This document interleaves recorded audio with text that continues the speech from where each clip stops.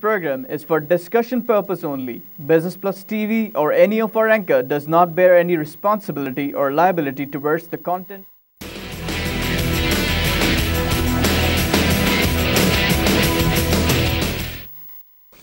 बिस्मिल्लाहिर्रहमानिर्रहीम। अस्सलाम वालेकुम नाज़रीन, कराची मरकज़ से मैं हूँ आपका मेज़बान खलील अहमद। आप देख रहे हैं प्रोग्राम आप और कारोबार। दुनिया में टेक्नोलॉजी के इस्तेमाल के हवाले से अगर हम बात करें तो आजकल हम रोबो टैक्सीज़ के हवाले से बातचीत सुन रहे हैं कि in the days to come. अब देखें, उबर के हवाले से अक्सर बातें होती रहती हैं, लेकिन कल मैं देख रहा था कि एक इंटरनेशनल TV चैनल पे, न्यूज़ चैनल पे ये बातें हो रही थी कि in the days to come बहुत जल्द रोबो टैक्सीज़ आपको सड़कों पे नज़र आएंगी, ड्राइवरलेस टैक्सीज़ होंगी। अब उबर के हवाले से जब हम बात करते हैं तो ये बातें तो की जाती हैं कि जी it is something which has really help the people, लेकिन रोबो टैक्सीज़ के इस्तेमाल के हवाले से अब देखें तो काम अब भी हो रहा है। और अगर हम बात करें, जैसे टेस्टिंग की बात करते हैं, वो दुनिया में इस वक्त बड़ी तेज़ी से हो रहा है। एक तो ये, सेकेंडली अगर टेक्नोलॉजी के इस्तेमाल के हवाले से हम अक्सर बात करते हैं कि जी क्लिनिक्स वगैरह, अब ये वर्चुअल क्लिनिक्स का कॉन्सेप्ट कि डॉक्टर ना जाए उसके बावजूद पेशेंट को बेहतर ट्रीटमेंट मिल सके, क्या ये तमाम जो चीज़ें हैं टेक्नोलॉजी के इस्तेमाल के हवाले से हम बात करते हैं तो इसमें क्या बहुत ज़्यादा सरमायाकारी की ज़रूरत है? अगर हम देखें तो IT सेक्टर पाकिस्तान में जब 1980 में इसका आगाज़ हुआ तो उस वक्त ऐसा इतनी ज़्यादा हम तेज़ी नहीं देख रहे थे, लेकिन अब अगर हम देखें तो बहुत सारी ऐसी कंपनीज़ हैं जिनकी ग्रोथ तकरीबन 30% सालाना है। इससे तो ये ज़ाहिर होता है कि बहुत ज़्यादा पोटेंशियल भी है और बहुत ज़्यादा तेज़ी से तरक्की भी हो रही है पाकिस्तान के इंफॉर्मेशन टेक्नोलॉजी सेक्टर में। इसके अलावा अगर हम देखें तो अगर हम एक्सपोर्ट्स की बात करें तो IT रिलेटेड एक्सपोर्ट्स जो पाकिस्तान की, अगर 1999 की बात करूं तो सिर्फ 20 मिलियन अमेरिकन डॉलर्स की 1999 में हुई थी, सिर्फ 20 मिलियन अमेरिकन डॉलर्स की एक्सपोर्ट्स। और आज अगर हम बात करें तो हम ये बात करते हैं कि जी 2 बिलियन अमेरिकन डॉलर से ज़्यादा की IT एक्सपोर्ट्स हैं पाकिस्तान की। साइज़ जो है वो तकरीबन 2 बिलियन अमेरिकन डॉलर से ज़्यादा का है IT सेक्टर ऑफ पाकिस्तान का। अब ग्लोबल शेयर की बात करते हैं कि जी IT इंफ्रास्ट्रक्चर के हवाले से बात की जाती है, IT सेक्टर के हवाले से बात की जाती है। तो जब IT प्रोडक्ट्स के सेल्स के हवाले से हम बात करते हैं तो ये फिगर सामने आती है कि पाकिस्तान का share in the global IT sector sales में ये तकरीबन कोई 2 से 2.5 या मैक्सिमम 3 बिलियन अमेरिकन डॉलर तक है, इससे ज़्यादा नहीं है। क्या होना चाहिए? टेक्नोलॉजी के ज़रिए कितनी तेज़ी से हम बेहतरी देख सकते हैं in terms of performance in the organisation. तो दूसरा हम कहते हैं अक्सर कि जी अगर हमने तिजारती खसारे से छुटकारा हासिल करना है, जो पिछले माली साल में 20 अरब डॉलर से ज़्यादा का था, इससे छुटकारा हासिल करना है। और साथ ही साथ हम देखें कि डेट सर्विसिंग में हमने पिछले माली साल में 5.3 अरब डॉलर पे किए हैं। इन चीज़ों को कैटर करने के लिए एक तो रेमिटेंसेस जो पिछले माली साल में 20 बिलियन अमेरिकन डॉलर से ज़्यादा के आए, उस पर फोकस, और सेकेंडली कुछ ऐसी प्रोडक्ट्स ख़ासतौर पे ऐसे सेक्टर्स जो एक्सपोर्ट ओरिएंटेड हैं उन पे अगर तवज्जो दें तो हम इन चीज़ों से छुटकारा हासिल कर सकते हैं। करंट अकाउंट डेफिसिट पिछले माली साल में एक बहुत बड़ा मसला रहा हमारे लिए, 2.5 अरब डॉलर का करंट अकाउंट डेफिसिट है। इन तमाम चीज़ों को हम अपनी एक्सपोर्ट्स को बढ़ा के टेक्नोलॉजी के इस्तेमाल के ज़रिए हल कर सकते हैं। तमाम चीज़ें जिस बारे में बात करेंगे, इसी हवाले से आज हमें स्टूडियोज़ में ज्वाइन किया है खुशनूद आफ्ताब साहब ने। आप चीफ एग्जीक्यूटिव ऑफिसर हैं वाइपर टेक्नोलॉजीज़ के। खुशनूद साहब, प्रोग्राम में खुशामदीद कहते हैं। बहुत शुक्रिया, वालेकुम अस्सलाम, और बहुत शुक्रिया।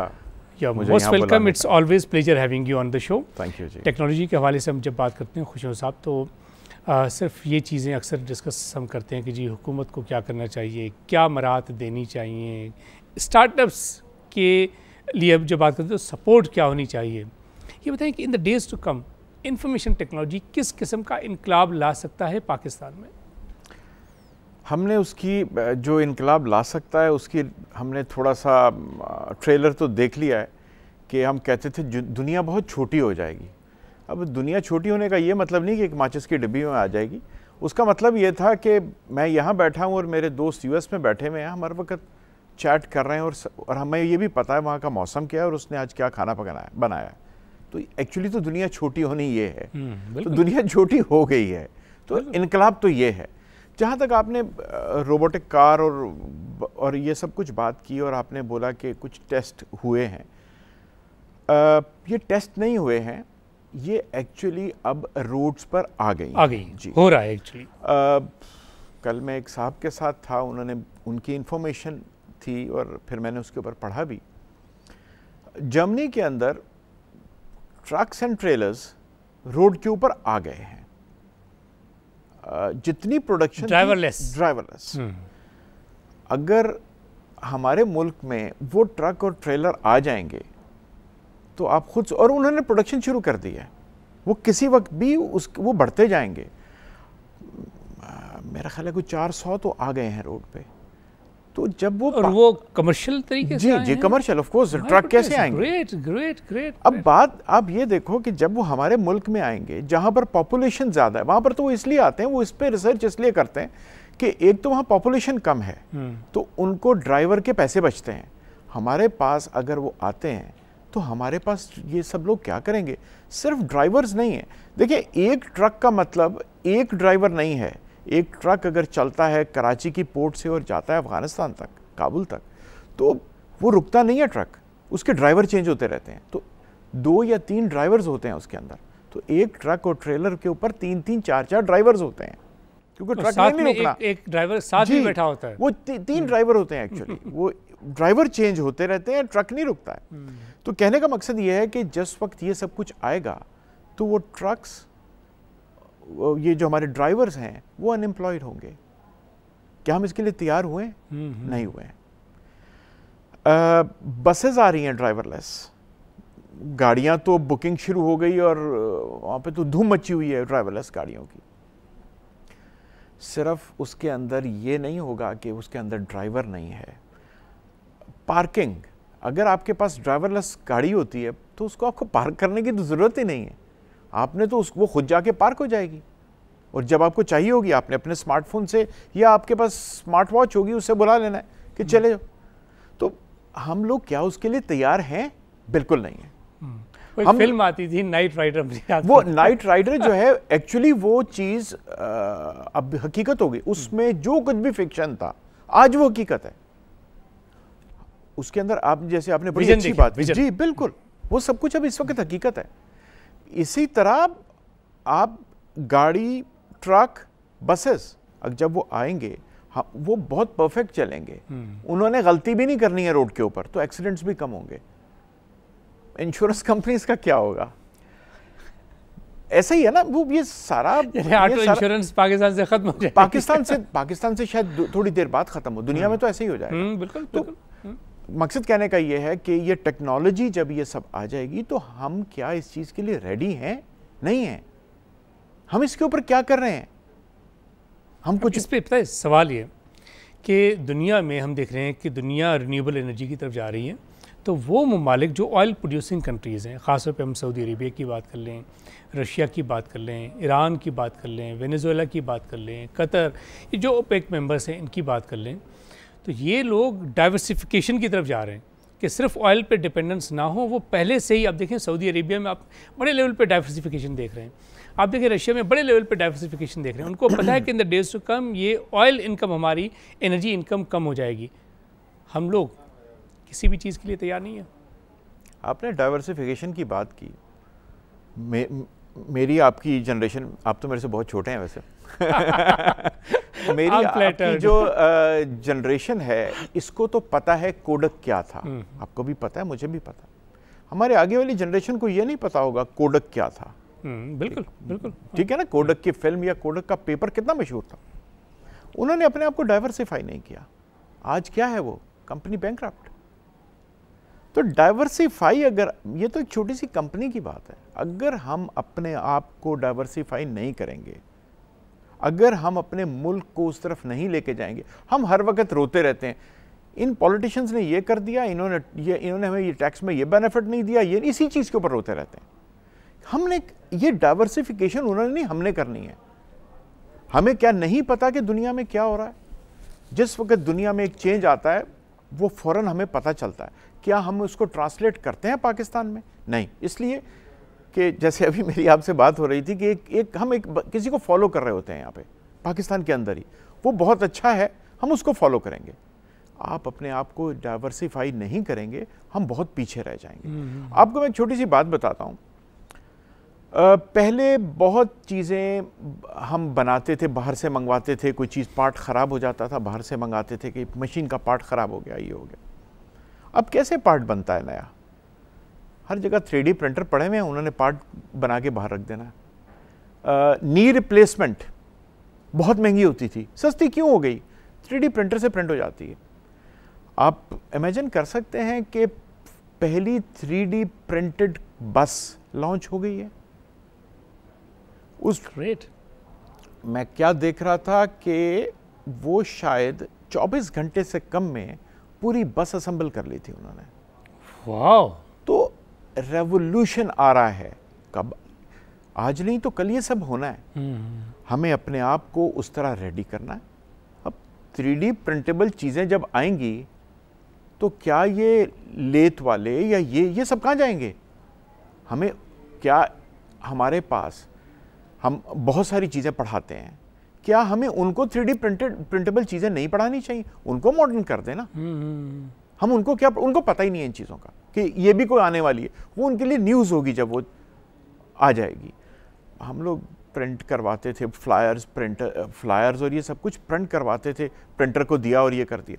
आज आपके मेरे पास क्रिएटिव डिज़ाइनर बैठा हुआ है, कलर लेज़र प्रिंटर या कलर इंकजेट प्रिंटर पड़ा हुआ है, फ्लायर्स उसमें से निकलते हैं, ख़त्म। हमें किसी बाहर जाने की ज़रूरत ही नहीं है। That's right. तो हमें कुछ लाइफ चेंज होने वाली है।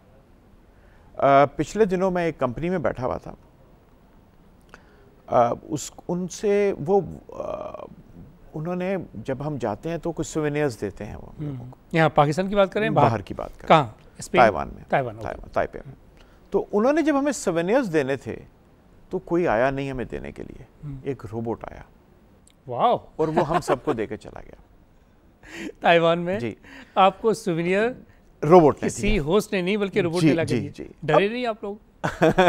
क्या हमें ना डिलीवरीज अब जाकर राइडर नहीं करेगा, वो ड्रोन्स करेंगे। बिल्कुल बिल्कुल। तो हम किधर, अब हम किधर बैठे हैं? ये हमारी अगर देखें तो हमारे पास पॉपुलेशन ज़्यादा है, हमने लोगों को किसी तरह कंज्यूम कर लगाना है कहीं पे। अगर हम देखें और हम डरें कि हमारी पॉपुलेशन ज़्यादा है, क्या होगा? नहीं, ऐसा कुछ भी नहीं है।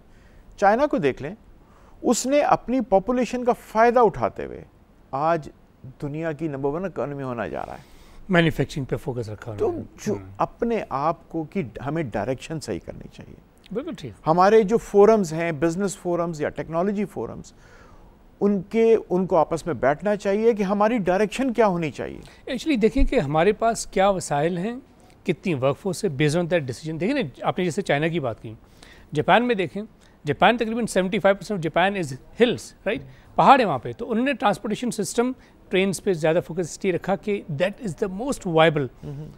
हम क्या वाकई तैयार हैं चीज़ों के लिए? नहीं। देखिए, मैं थोड़ा सा इसमें डेफिनेटली आप ठीक कह रहे हैं, मगर मैं थोड़ा सा इसको डिफरेंट एंगल से देखता हूँ। हम डरें क्यों? तैयार नहीं है ना तो हो जाते हैं ना। स्टार्ट तो कभी होना है। इस चीज को रोते रहे, इस चीज को रोते रहे कि हम तैयार नहीं है, तो फिर तो हम रोते रहेंगे। आज हमें पता चल जाए कि हम तैयार नहीं है और हमें होना है, तो आज से हो जाए। इतना बस, हाँ, हमें उसका हल क्या है? कैसे होंगे तैयार? क्या हम वो ड्रोन के ऊपर चढ़ जाएंगे कि हमारे लोग? नहीं। जिस वक्त हमारा एक स्टूडेंट स्कूल में जाता है, उसको क्या पढ़ाते हैं? वही ABCD, वो 10वीं तक 12वीं तक ABCD पढ़ता रहता है बेचारा। क्या उनको रिसर्च में नहीं लगा सकते हम? उनको छोटी मोटी रिसर्च में लगा, उनका दिमाग रिसर्च की तरफ जाए। ये जितने स्टार्टअप स्टार्ट हुए हैं, आपको मैं बताऊं कि हमारे पड़ोसी मुल्क ने स्टार्टअप के ऊपर इतना खर्चा किया है कि उनको लोन्स इंटरेस्ट फ्री दे रहे हैं। दुनिया में सबसे ज़्यादा स्टार्टअप्स भारत में हो रहे हैं। भारत में उन्होंने बहुत सारी जगहें बनाई हैं जहाँ आप अपना लैपटॉप लें, बैठें, बड़ा ज़बरदस्त इन्वायरमेंट है, वहीं पे आप काम करें, और उन्होंने इनकरेज किया है स्टार्टअप्स को। गवर्नमेंट को चाहिए ये करे, डेफिनेटली करे, और प्राइवेट को भी आना चाहिए अंदर। देखिए, मिसाल के तौर पे एक कंपनी स्टार्टअप छोटा सा बना दे और उसमें काम करे, 1 साल 2 साल बाद कोई ना कोई प्रोडक्ट वो स्टार्टअप ही बनाएगा और उस कंपनी को फायदा हो जाएगा। ये आप और मैं बहुत ज़्यादा यूज़ करते हैं व्हाट्सएप, ये भी तो स्टार्टअप था ना। व्हाट्सएप के बारे में मैं आपको बताऊं कि जस्ट इमेजिन कि हम बहुत ज़्यादा यूज़ करते हैं। व्हाट्सएप की कीमत देखें कि 2014 में फेसबुक ने व्हाट्सएप को 22 अरब डॉलर में ख़रीदा। इमेजिन कि कहाँ से वो कहाँ तक, कुछ भी नहीं था। तो डरने की बात नहीं है, हमें चाहिए हम आज टेक्नोलॉजी को एक्सेप्ट करें। सबसे पहले ये हम टेक्नोलॉजी को एक्सेप्ट करें। हमारे मुल्क के अंदर जो सबसे बड़ी प्रॉब्लम है, टेक्नोलॉजी को एक्सेप्ट ही नहीं करते। वो ठीक है जी है, अब जिस वक्त प्राइवेट और गवर्नमेंट इसके अंदर इन्वॉल्व होगी, हम दूसरों से compete कर सकेंगे। क्यों नहीं कर सकेंगे? हमारे में क्या कमी है? सही बात, हमारे में कोई कमी नहीं है। यूनिवर्सिटी से बच्चे निकलते हैं, वो क्या कर रहे हैं किसी ने देखा है? उन इतने यूनिवर्सिटी से ग्रेजुएट होकर निकल रहे हैं, उनको एक छोटे छोटे स्टार्टअप बना के दें। गवर्नमेंट ये कर दे कि जो स्टार्टप बनाएगा उसको हम कुछ टैक्स में रिलैक्सेशन देंगे उस इंडस्ट्री को। आप देखें हर इंडस्ट्री में लग जाएगा। पड़ोसी मुल्क की बात की, वहाँ पे जो सक्सेस रेट है वो तकरीबन कोई 50% के करीब है। 50% वो लोग हैं जो बिल्कुल गायब हो जाते हैं, लेकिन 50% वो लोग हैं अगर 100 स्टार्ट होते तो 50% कामयाब हो जाते हैं। Loan facility without interest, encouragement और प्रॉपर सेटअप हुकूमत को देना पड़ेगा कि जी ये वो, जैसे इंडिया में देखें उन्होंने बड़ा इसको प्रमोट भी किया है कि बहुत सारी ऐसी जगह हैं जहाँ पे यंगस्टर्स आते हैं, बैठते हैं, बहुत ज़बरदस्त इन्वायरमेंट है, वहाँ बैठ के अपने लैपटॉप पे काम करें, कोई पैसे आपने नहीं देने, हुकूमत को आप हेल्प करेंगे इसके ज़रिए। आपने 3 चीज़ें बोली, मैं बोलूँगा कि सबसे पहले इनकरेजमेंट कर दें। और हर चीज़ गवर्नमेंट नहीं कर सकती। मतलब हम गवर्नमेंट को पता क्यों बोलते हैं, बहुत आसान है। वो मुझे आपको जवाब ही नहीं दे सकते ना, गवर्नमेंट सामने तो नहीं बैठी जो हमें जवाब दे देगी। तो हमें चाहिए क्या, प्राइवेट भी उसमें आए, गवर्नमेंट भी उसमें, सब आए। ये देखिए जब फायदा होगा ना कल स्टार्टअप का, तो गवर्नमेंट ने नहीं उठाना, प्राइवेट ने उठाना। नहीं, गवर्नमेंट ये तो कर सकती है कि देखें टैक्स तो कलेक्ट करते ही हैं, मिनिस्ट्रीज़ तो हैं, वो मिनिस्ट्रीज़ ज़रा विजन को इस्तेमाल करें, आए फिर प्राइवेट सेक्टर को इन्वॉल्व करें उसमें। देखें आप वो बात कर रहे हैं जो नहीं होनी है। नहीं होनी है।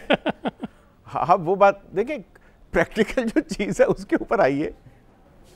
बिल्कुल बिल्कुल। तो हम सब आपने बोला 50%, अगर आप थोड़ा सा तवज्जो दे दें, थोड़ी सी तवज्जो दे दें, तो आप 50 की बात करें, हम 75% सक्सेस रेट हो सकता है। तवज्जो से मेरा मतलब पता क्या है, बहुत माजरत के साथ, हमारा मीडिया ही आज तक कोई आईटी के ऊपर प्रोग्राम देखा आपने, टेक्नोलॉजी के ऊपर प्रोग्राम देखा आपने? मैंने तो नहीं देखा। बीबीसी पे चलता है क्लिक के नाम से, और उन्होंने बड़ा इसको तकरीबन आधे घंटे का प्रोग्राम है इंटरनेशनल, वो करते हैं बेसिकली। यहाँ पे एक मैगजीन था, बड़ा पॉपुलर मैगजीन था, पता नहीं कहाँ से आ गया। अब कहाँ है? नहीं है वो, अब नहीं है वो। सही बात है।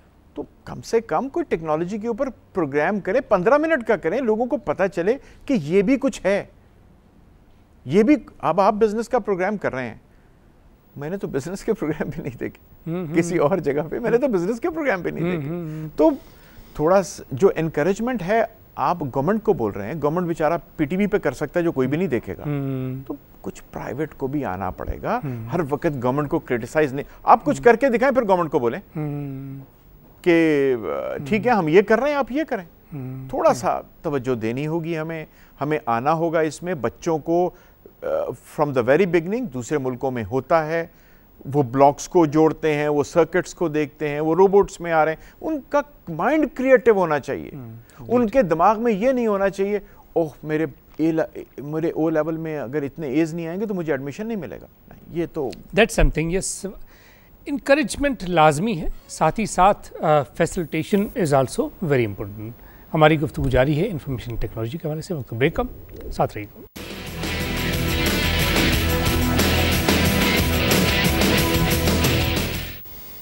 वेलकम बैक नाज़रीन। हम बात करें इंफॉर्मेशन टेक्नोलॉजी के हवाले से, डाइवर्सिफिकेशन के हवाले से। बहुत सारी ऐसी कंपनीज़ हैं जिनका शेयर मार्केट में बहुत ज़्यादा था, आज वो कहीं नज़र नहीं आती। एक ऐसी कंपनी नोकिया के हवाले से हम जानते हैं कि नोकिया का मार्केट शेयर 65% से ज़्यादा था। आज कहाँ है वो कंपनी? पाकिस्तान में मुझे याद पड़ता है कि ख़ास तौर पे 2001 से लेकर 2006 तक पर्टिकुलरली हर बंदा इसी कंपनी के सेल फ़ोन को रखना अपना एक स्टैंडर्ड समझता था। आज मुझे कहीं भी नोकिया का नाम एज सच नज़र नहीं आता। जब तक आप अपने आप को अपडेट नहीं करेंगे, डाइवर्सिफिकेशन नहीं करेंगे, नई नई चीज़ें इंक्लूड नहीं करेंगे, विजन को इस्तेमाल नहीं करेंगे, कभी भी आगे नहीं बढ़ सकते। इंफॉर्मेशन टेक्नोलॉजी का इस्तेमाल इज़ वेरी एसेंशियल हर शोबे में। हम ख़ास तौर पे तालीम और सेहत के हवाले से बात करते हैं, बहुत ज़्यादा ज़रूरत है, अशद ज़रूरत है कि इन दो सेक्टर्स में तो इंफॉर्मेशन टेक्नोलॉजी का इस्तेमाल होना चाहिए। हाँ, बहुत सारे ऐसे सेक्टर्स हैं जिनमें अगर हम इंफॉर्मेशन टेक्नोलॉजी का इस्तेमाल करें, ऑटोमेशन पे जाएं, तो undoubtedly cost of doing business, हम अक्सर कहते हैं कि जी पाकिस्तान को ख़ास तौर पे प्रोडक्ट्स के हवाले से बात करते हैं, बहुत सारे ऐसे सेक्टर्स जो कहते हैं कि ये लेवल प्लेइंग फील्ड ही नहीं है, हमारी कॉस्ट ऑफ डूइंग बिजनेस ज़्यादा है, इसको कम कर सकते हैं, वन टाइम कॉस्ट, लेकिन कम कर सकते हैं थ्रू ऑटोमेशन, और उसमें फिर क्वालिटी भी आती है। एक अहम चीज़ जो मैंने रिसेंटली नोट की कि इंग्लैंड में, यूके में मैनचेस्टर के हवाले से बात की जाती है कि ये टेक्सटाइल हब था, एक वक्त था। मैनचेस्टर में दोबारा एक रिवाइवल आ रहा है। मैनचेस्टर में दोबारा रिवाइवल ये आ रहा है कि वहाँ पे स्पिनिंग इंडस्ट्री बड़ी तेज़ी से वहाँ लग रही है, और जो स्पिनिंग इंडस्ट्री लग रही है वहाँ पे ज़्यादातर विदाउट एनी पर्सन काम हो रहा है, टेक्नोलॉजी का इस्तेमाल। स्पिनिंग इंडस्ट्री बहुत तेज़ी से लग रही है, उसमें अपडेशन और ऑटोमेशन का इस्तेमाल इतना ज़्यादा है कि वहाँ पे ह्यूमन फोर्स की, ह्यूमन रिसोर्स की एज सच इतनी ज़रूरत नहीं पड़ेगी, और उससे क्वालिटी आ रही है, उससे बहुत तेज़ी से काम हो रहा है, उससे प्रोडक्शन में इजाफा हो रहा है। खुशबू साहब, मैं मैनचेस्टर की एग्जांपल दे रहा हूँ। एक वक्त था कि बिल्कुल ख़त्म ही हो गया था, दोबारा वहाँ पे स्पिनिंग इंडस्ट्री बड़ी तेज़ी से लग रही है, और जो वहाँ पे मिल्स लग रही हैं, अगर आप देखें इकोनॉमीज ऑफ स्केल के हवाले से भी, फिर जो ऑटोमेशन का इस्तेमाल है कि ज़रूरी नहीं है कि वहाँ बंदे खड़े होकर स्पिनिंग में काम करें, वो without human resource information technology का इस्तेमाल करके क्वालिटी भी बेहतर और प्रोडक्शन में भी बेहतरी।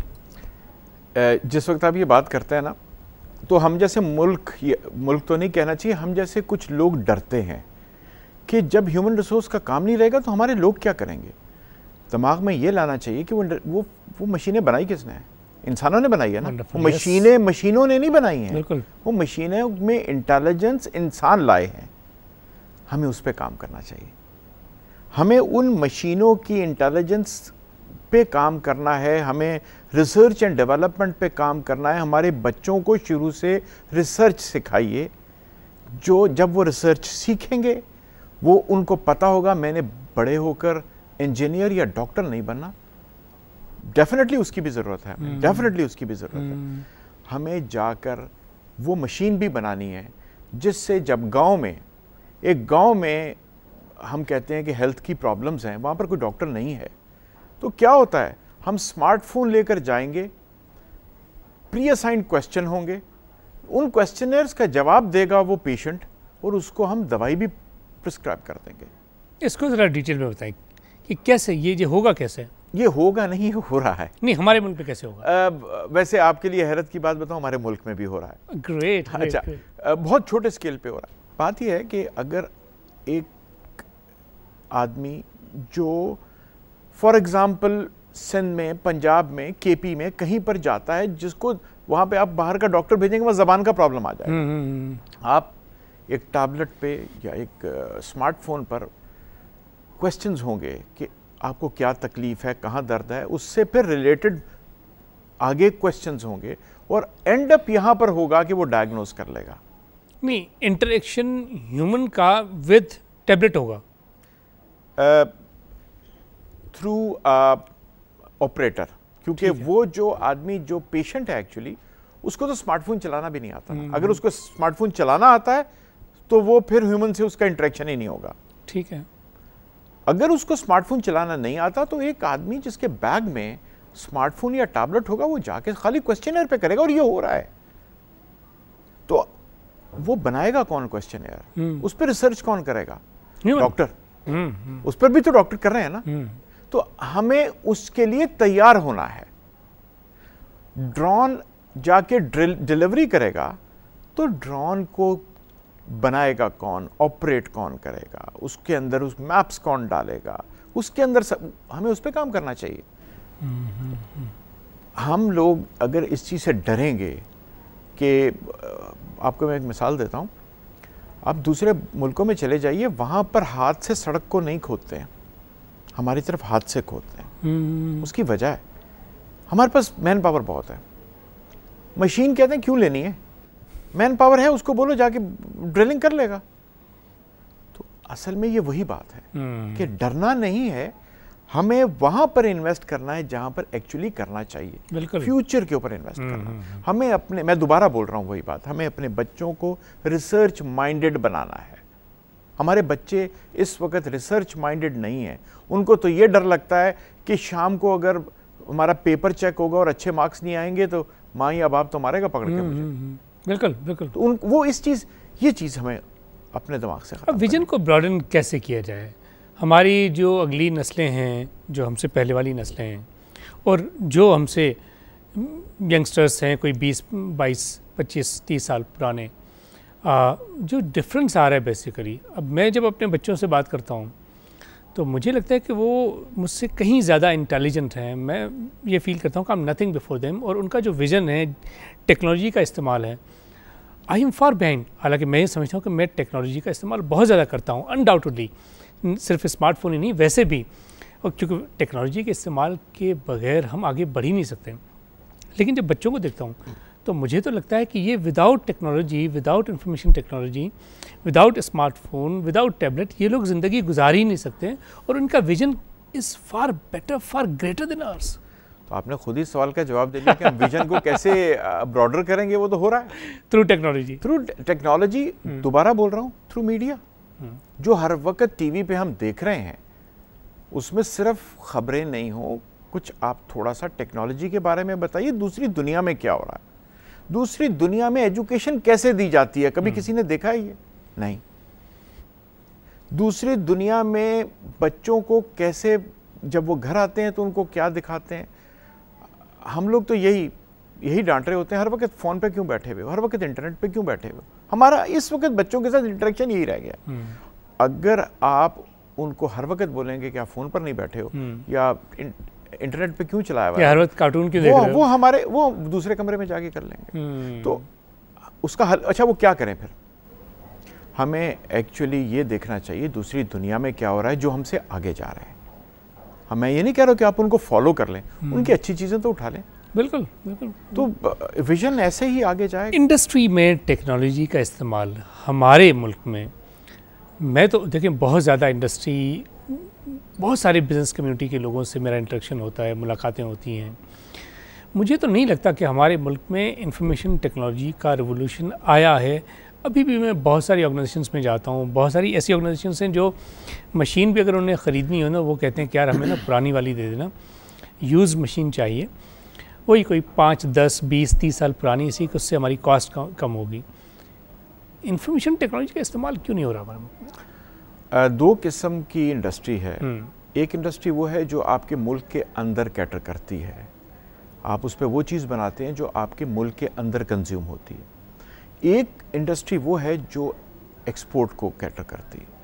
जो एक्सपोर्ट को कैटर करती है उसमें टेक्नोलॉजी अब आपकी ज़रूरत बन गई है, इसलिए कि अगर वो नहीं होगी आप वो क्वालिटी नहीं दे सकेंगे। बिल्कुल ठीक। फिर आप पूरी दुनिया के अंदर कम्पीट नहीं कर सकेंगे। अभी वहाँ पर तो 100% टेक्नोलॉजी आ गई, आपकी मजबूरी है।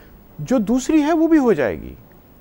आपने किसी को फ़ायदा बताया, कहीं पे कोई चीज़ है कि उनको फ़ायदा बताया हो कि 1 साल में तुम्हें ये फ़ायदा होगा अगर आप चीज़ अच्छी लोगे, उसमें बिजली की बचत होगी, क्योंकि डेफिनेटली जो चीज़ नहीं आई उसकी एफिशिएंसी भी ज़्यादा, आपने किसी ने बताया उनको। हम सिर्फ वही बात है, हम ब्लेम बहुत करते हैं लोगों को कि तुमने गलत किया। नहीं, वो खुद फील नहीं करते कि अगर मैं बिजनेसमैन हूं, पैदा होके थोड़ी आए हैं सीखे हुए। मैं अगर एक एंटरप्रेन्योर हूँ, मेरा बिजनेस चल रहा है और मुझे पता भी है कि अगर मैं टेक्नोलॉजी का इस्तेमाल करूँगा तो वन टाइम कॉस्ट तो आ सकती है, लेकिन in the days to come cost भी कम होगी और साथ ही साथ एफिशिएंसी में, प्रोडक्शन में इजाफा होगा, परफॉर्मेंस बेहतर होगी। मैं खुद की नहीं रियलाइज़ कर रहा। खलील साहब एक बात बताइए, अगर आपके जेब में 10 रुपये हैं तो आप वही मशीन ख़रीदेंगे जो 10 रुपये में आ जाएगी।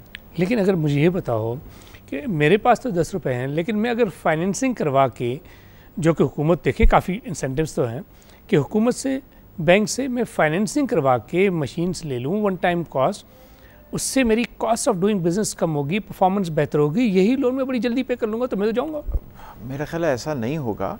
हर बिजनेसमैन ये सोचता है, शायद उसको ये डर है कि अगर मुझे रिटर्न नहीं कर सका तो और प्रॉब्लम्स होंगी, फिर क्या होगा। अच्छा, और दूसरी बात ये, दोबारा मैं वही बोल रहा हूँ ये जो कुछ आपने मुझे बताया ये उनको भी समझाने की ज़रूरत है।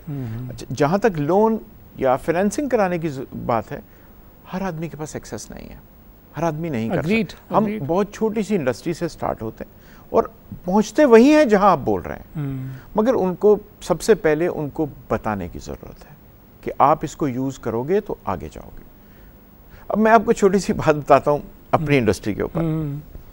अभी हर आदमी बहुत खुश है, पूरे पाकिस्तान के अंदर एक बड़ी अच्छी न्यूज़ आई कि इस बजट के अंदर हमारे जो आईटी के ऊपर डेस्कटॉप्स और लैपटॉप्स के ऊपर हमारे जीएसटी ख़त्म कर दिया। तो जो कंज्यूमर है उसको फ़ायदा ये हुआ है कि वो 17% कम कॉस्ट दे रहा है हर चीज़ की। मगर वो किस चीज़ पे कम दे रहा है? सिर्फ इंपोर्टेड चीज़ों पे।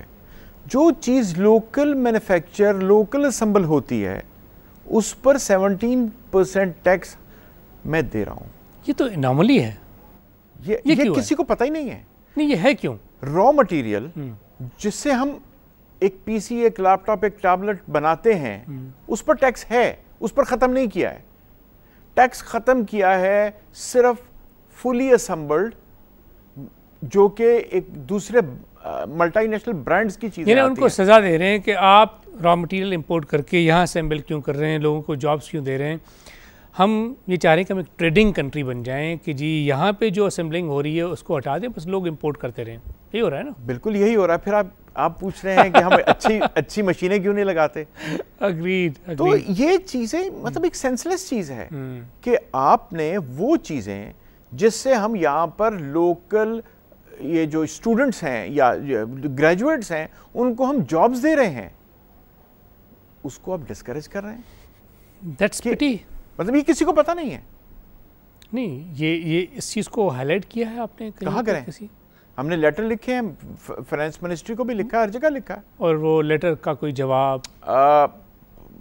मुझे पता है कि वो अगर उन्होंने पढ़ लेंगे तो इंशाल्लाह वो कर देंगे।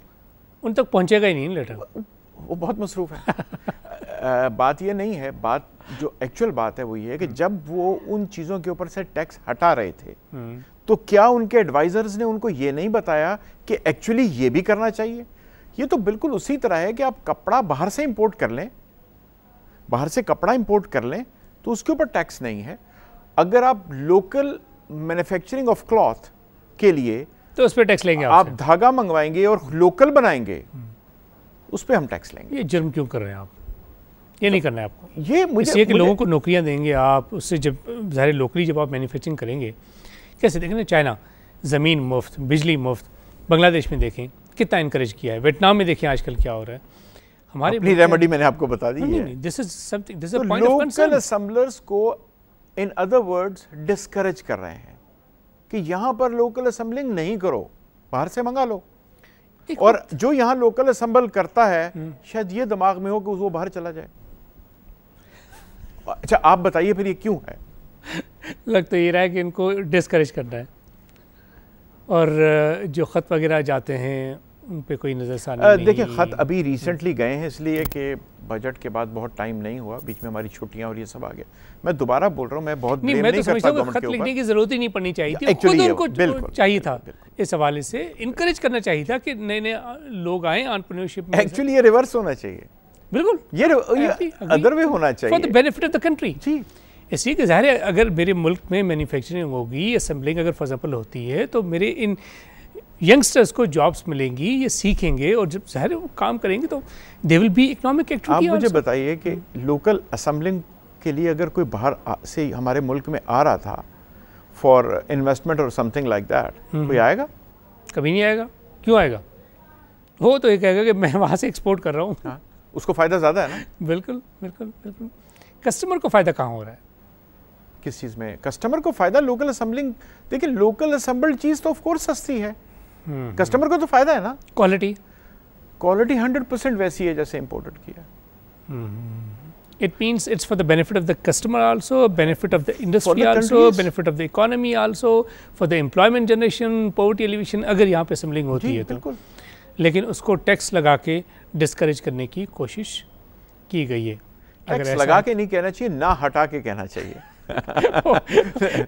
बल्कि मैं तो कहूँगा टैक्स लगा के फिर लगा दिया है ऐसे ताकि दूसरे मुल्कों में लोकल असेंबलिंग, लोकल मैन्युफैक्चरिंग को सपोर्ट किया जाता है। बिल्कुल किया जाता है। मैं ये नहीं कह रहा कि हमें कोई टैक्स एग्जम्पशन दें, हमें इक्वल प्लेइंग फील्ड तो दें। बिल्कुल बिल्कुल। हम अगर किसी गवर्नमेंट के टेंडर में जाते हैं विद लोकल ब्रांड, कितने वैसे टेंडर्स में क्या प्रेफरेंस दी जाती है? मैं आपको यही बता रहा हूँ कि हम जाते हैं, जब उसको लिखते हैं लोकल ब्रांड, तो कहते हैं नहीं, आई एम सॉरी, आप बाहर जाएं जी, क्योंकि आप पाकिस्तान में बना रहे हैं, हमारी शक्ल सब्ज रंग की है इसलिए।